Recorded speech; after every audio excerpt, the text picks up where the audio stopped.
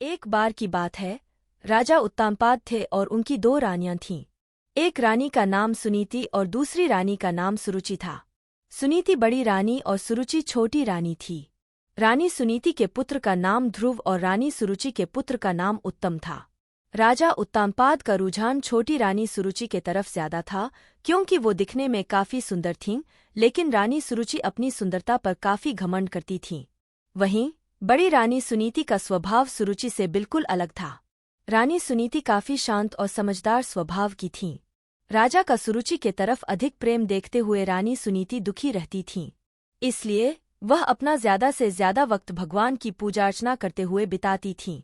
एक दिन सुनीति के पुत्र ध्रुव अचानक अपने पिता राजा उत्तानपाद के गोद में जाकर बैठ गए। वह अपने पिता के गोद में बैठकर खेल ही रहे थे कि वहां छोटी रानी सुरुचि पहुंच गईं। राजा के गोद में ध्रुव को बैठे देखकर रानी सुरुचि को गुस्सा आ गया।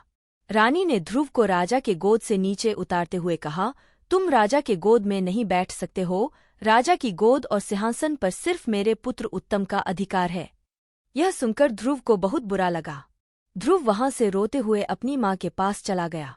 ध्रुव को रोता देख माँ काफी चिंतित हो गई और ध्रुव से उसके रोने का कारण पूछा। ध्रुव ने रोते हुए सारी बात बताई। ध्रुव की बात सुनकर माँ के आंखों में भी आंसू आ गए। ध्रुव को चुप कराते हुए सुनीति ने कहा, भगवान की आराधना में बहुत शक्ति है। अगर सच्चे मन से आराधना की जाए तो भगवान से तुम्हें पिता की गोद और सिंहासन दोनों मिल सकते हैं।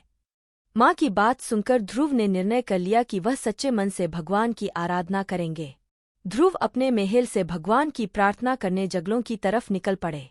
उन्हें रास्ते में ऋषि नारद मिले। छोटे से ध्रुव को जंगलों की तरफ जाता देख नारद ने उन्हें रोका। नारद ने उनसे पूछा, तुम जंगलों की तरफ क्यों जा रहे हो? ध्रुव ने उन्हें बताया कि वो भगवान का ध्यान करने जा रहे हैं। ध्रुव की बात सुनकर नारद ने उन्हें समझाकर राजमहल वापस भेजने की कोशिश की, लेकिन ध्रुव ने उनकी एक न सुनी। ध्रुव के निर्णय के कारण नारद ने ध्रुव को नमो भगवते वासुदेवाय मंत्र का जाप करने को कहा। इसके बाद ध्रुव जंगल में जाकर इस मंत्र का जाप करने लगे। उधर नारद ने महाराज उत्तानपाद को ध्रुव के बारे में बताया। बेटे के बारे में सुनकर महाराज का मन चिंतित हो गया। वह ध्रुव को वापस लाना चाहते थे, लेकिन नारद ने कहा ध्रुव प्रार्थना में डूब गया है और अब वह वापस नहीं आएगा। उधर ध्रुव कठोर तपस्या में लगे रहें। कई दिन और महीने गुजर गए, लेकिन ध्रुव प्रार्थना करते रहे। इस बीच ध्रुव की भक्ति से प्रसन्न होकर भगवान हरि ध्रुव के सामने प्रकट हुए। भगवान हरि ने ध्रुव को वरदान देते हुए कहा, तुम्हारी तपस्या से हम बहुत प्रसन्न हैं, तुम्हें राज सुख मिलेगा। साथ ही तुम्हारा नाम और तुम्हारी भक्ति हमेशा के लिए जानी जाएगी। यह कहकर भगवान ने ध्रुव को राजमहल की तरफ भेज दिया। भगवान के दर्शन पाकर ध्रुव भी बहुत खुश हुए और उन्हें प्रणाम कर महल की तरफ चले गए।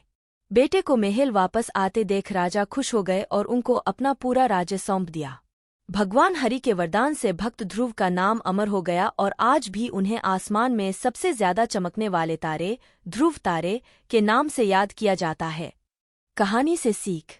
इस कहानी से यही सीख मिलती है कि अगर धैर्य और सच्चे मन से कोई प्रार्थना करे तो उसकी इच्छा जरूरी पूरी होती है। हमारे चैनल पर ऐसी ही अनमोल कथाएं और कहानियों सुनने को मिलेंगी। अगर आपको हमारा कंटेंट पसंद आता है तो चैनल को लाइक, शेयर और सब्सक्राइब करें। आपका सहयोग हमारे लिए महत्वपूर्ण है।